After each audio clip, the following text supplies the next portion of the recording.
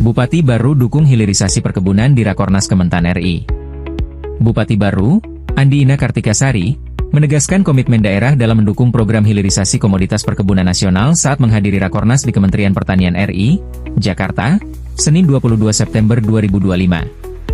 Rakornas percepatan pelaksanaan hilirisasi komoditas perkebunan yang digelar di Auditorium Gedung F Kementan menjadi forum konsolidasi pusat dan daerah dalam memperkuat swasembada pangan sekaligus meningkatkan daya saing ekspor. Menteri Pertanian, Andi Amran Sulaiman, saat membuka rapat menekankan pentingnya akselerasi produksi dengan penguatan pengolahan hasil perkebunan. Sejumlah komoditas unggulan yang menjadi fokus antara lain kopi, cengkeh, kelapa, mete, kakao, pala, sawit, dan lada. Bupati Baru yang hadir bersama Kepala Dinas Pertanian dan Ketahanan Pangan, Ahmad menyatakan Baru siap mendukung kebijakan nasional tersebut.